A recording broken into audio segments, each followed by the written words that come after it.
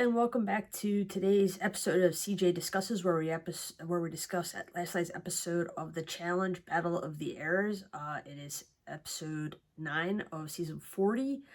We begin with Rachel coming back from the elimination, knowing that she's got to carry Era 1 all by herself. She's the only one left on the team, and she must win this next elimination or this next challenge in order to remain in the game. Her hope is that she can win the whole challenge and be number one, and then not have to go in and be able to choose what two teams are going to go in together. Ryan comes up and talks to her, says, "I have your back." Now, they've been friends for 20 years at this point, so there was never any real doubt that these two were going to work together.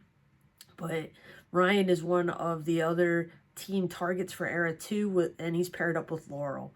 And he's not quite sure if Laurel is going to go ahead and participate to her full capabilities in this next challenge, because she has thrown other challenges, not just this season, but in seasons past. But he's not that concerned about it, and he says that he's got Rachel's back. The hope is that one of those two teams wins and is able to go ahead and save the other.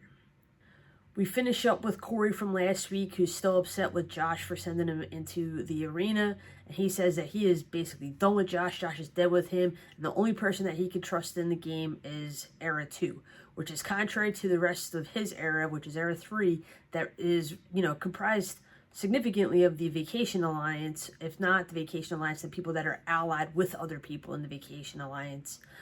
Mainly Jordan, who's allied with Tori, who's obviously in the Alliance, and then Jordan also has Naya. So, this Vacation Alliance is comprised of almost half the freaking challenge at this point, and it's a huge liability when you're trying to protect everybody. You can't protect anyone.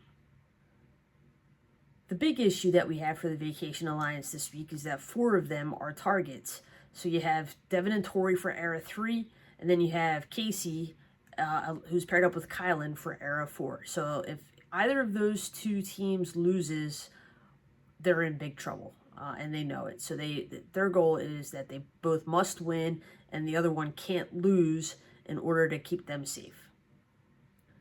We go to the challenge, and TJ tells us that we're basically at the halfway mark. There's 20 contestants left. We started off with 40, so half of the contestants are gone, and they have a much better chance at this point of winning the money at the end of this. This week's challenge is called Bottoms Out. Basically, how it works is each team has to answer a series of math equations. There's 26 math equations, one equated to each letter of the alphabet. However many they get right will equate to how many handhelds and footholds they will have inside a container, a shipping container, that they will be able to hold on to as the bottom falls out of that. And the goal is to stay inside the shipping container for as long as possible. If you want to see a true statement on the state of STEM in our school systems, watch challenge episodes, because they are just notoriously horrible at math. You can see that some of these contestants just have deer in the headlights looks and have no idea what's going on. And these are just basic Algebra 1 equations, x equals, 49 plus 3. There's no high level math going on here. You're not doing, Calc 2 or anything like that. But some of these guys are just unable to answer the most basic questions, and it really is like kind of an indictment on our society and how much we care about, STEM in our school systems. But the good news is that each team does have somebody that is, pretty smart and is able to go ahead and figure these out.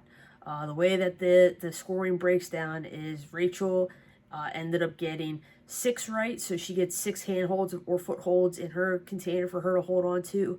Era 2 has the most. They got 17, and then Era 3 and 4 both have 14 handholds each. So really the person that's going to make out the best here is going to be Rachel, because she has the most options to choose for per person, her being by herself. Era 2 has the most handholds, but they also have the most people. So, the best that the rest of the eras are really hoping for is to have a handhold and a foothold to go ahead and hold on to, which would just make this that much harder for them.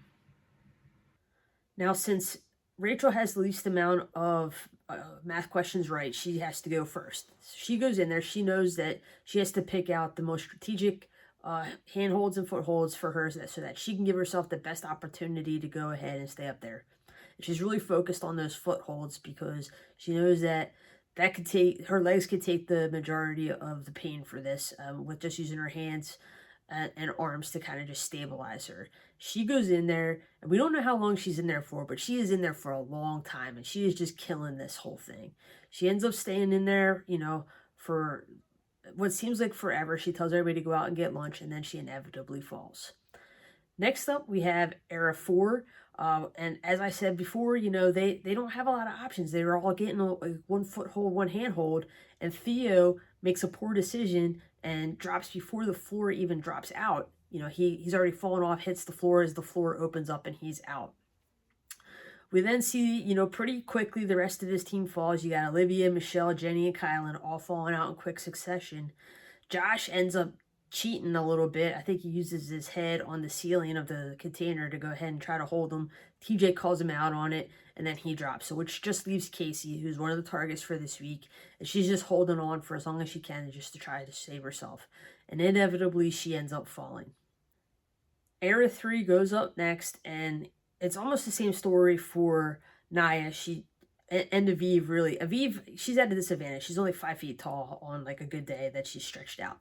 So she had a hard time just trying to find 2 placements that she could actually reach. And she pretty much, just like Theo, falls right away with Naya right behind her. And surprisingly, Tori, always tries to present herself as this badass and this challenge beast. And 9 times out of 10, she just is not. I really don't know what the big hype is behind her. She's a big girl, I guess, relatively speaking, but she just isn't athletic, in my opinion. Like a Cara Maria, or even a Laurel, who's a bigger girl. Laurel's she's got the puzzle smarts. She keeps herself together most of the time, and she's able to go ahead and dominate. But Tori just seems to always kind of shit the bed when she really needs to. Corey's also pretty quick to fall, which really just leaves Jordan and Devin. And remember, Jordan's only got one hand.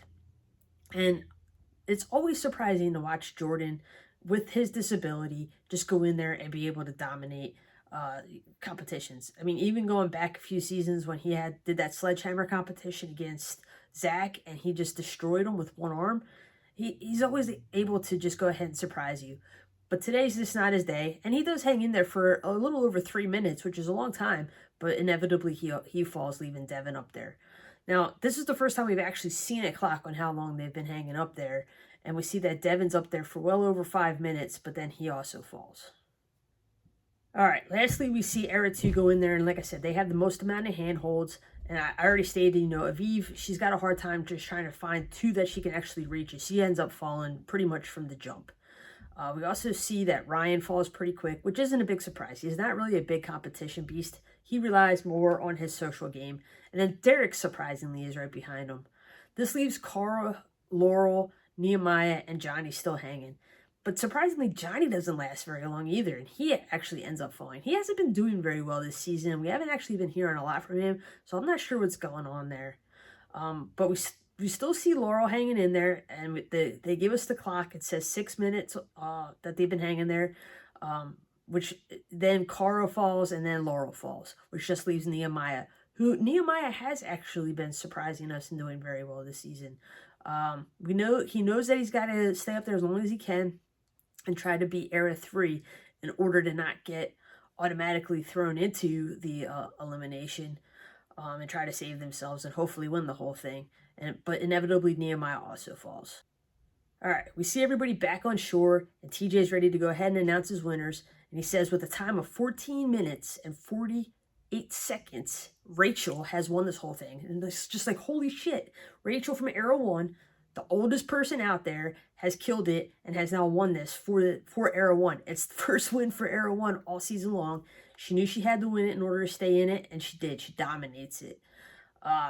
Unfortunately, though, Era 3 ends up losing it. So we know that the Vacation Alliance, at least 2 of their members, is now going into the arena for that evening. So now it's just a decision that Rachel's going to have to make between Era 2, which has her best friend Ryan on the hot seat, or Era 4, which has Kylan and Casey, which Casey is another member of the Vacation Alliance. So is it more beneficial for Rachel to go ahead and try to break up the Vacation Alliance, or and stay true to her friend Ryan, or does she try to take a shot at Laurel, who is one of her threats in this game?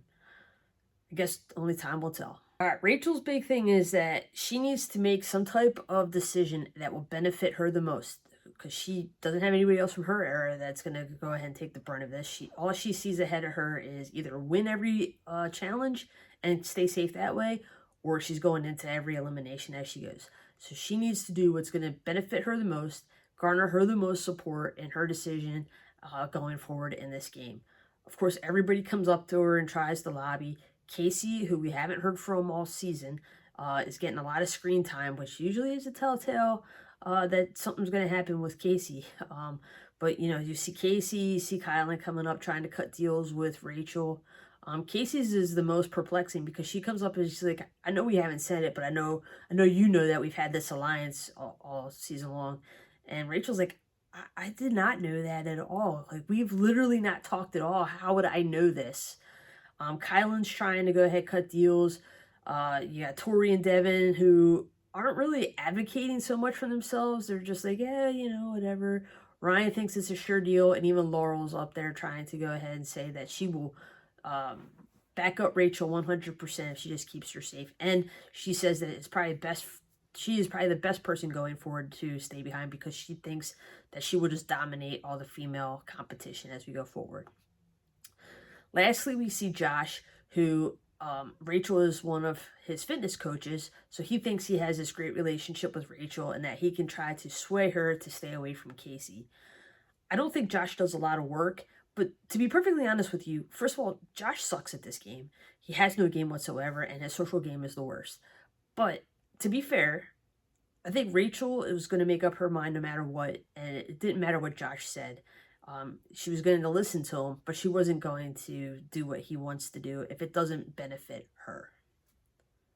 We go to the deliberation, and Tori and Devin are not giving up anything. They're not saying who they want. They're not advocating for themselves. They're just basically like, I see two challenged beasts up there, and it's going to be tough no matter what happens.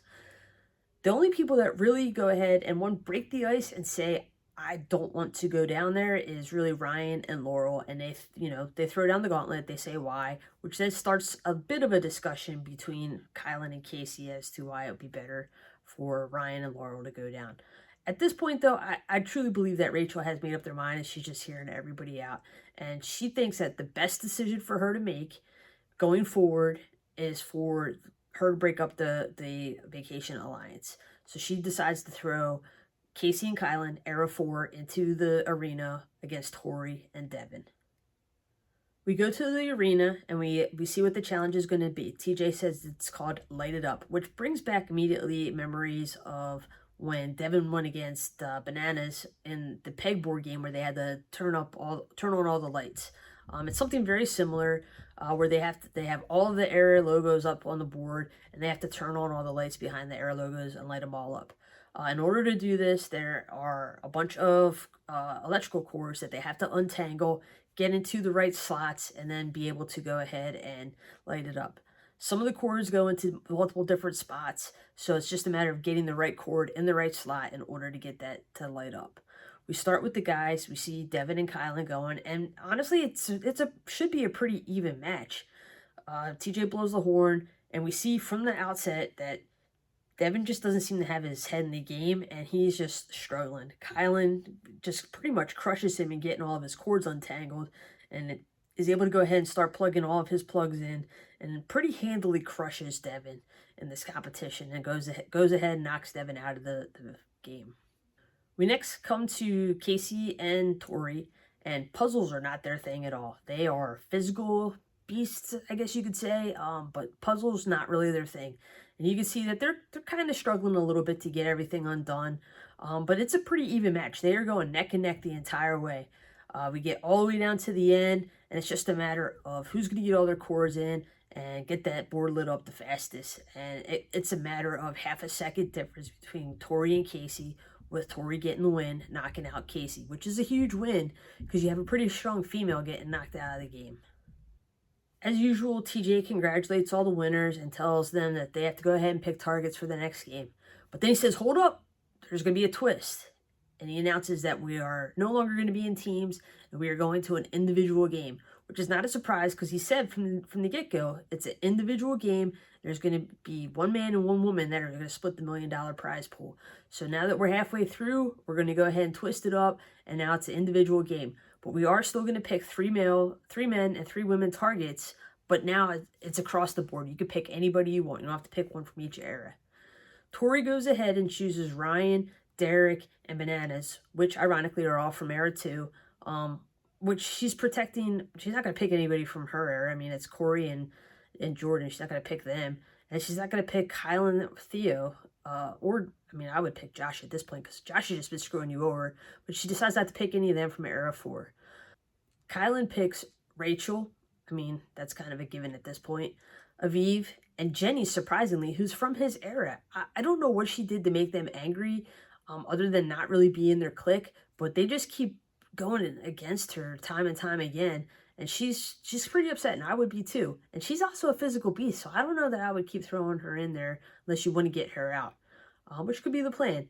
But Josh also knows that he is in trouble at this point because he has just basically, orchestrated his number 1, Casey, getting tossed out of the game. Vacation Alliance is not happy with him at all.